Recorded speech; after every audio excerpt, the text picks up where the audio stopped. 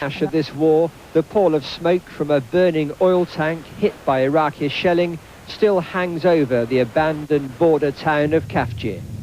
It's a reminder of the horrendous possibilities that lie ahead if Iraq goes through with its newly repeated threat to blow up oil facilities in Kuwait. The Americans used A-10 ground attack planes against Iraqi positions.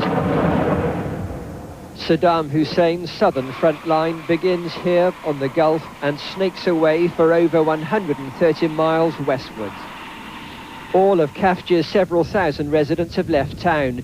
It was the first major exodus this side of the front line, though this morning the United States authorities here in eastern Saudi Arabia indicated they're willing to evacuate American civilians who want to leave. Because of the destruction in Kafjir and the Scud missile firings, the American army here is at combat readiness.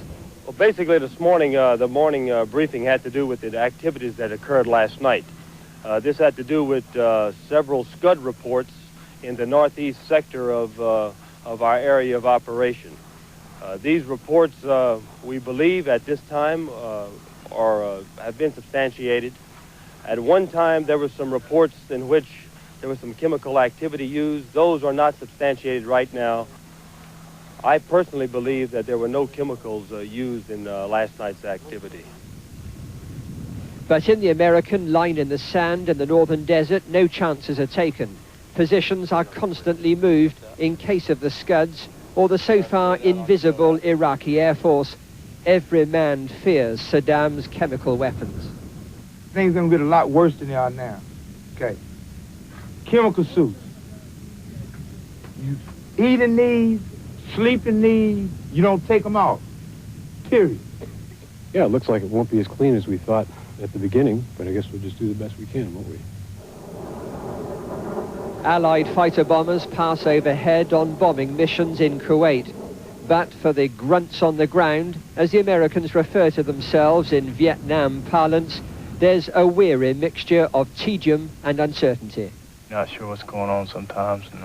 You can't tell at night what planes, if it's our planes or their planes. So just kind of sit and wait. Back at the Allied air bases, the tank-busting A-10s are being readied for another mission. They've been loading up with cluster bombs that explode above the ground, penetrating tanks and other armor and killing Iraqi troops in trench systems. There's still 500,000 people in Kuwait that we haven't touched. And that's what we really fear, I think, more than anything, is the fact that he's got a huge ground army down there, and that's his ace in the hole. And we don't know where we're going to go with that yet. In fact, certain units of the American Air Force are already tasked with destroying Saddam Hussein's elite reserve divisions. The aim is to weaken Iraqi resolve and capability so that Allied casualties will be kept to a minimum in any advance. The assessment here is still that the Allied control of the skies is being steadily expanded. The obvious success of the aerial bombardment could mean that it will be extended before any ground and amphibious operations are launched.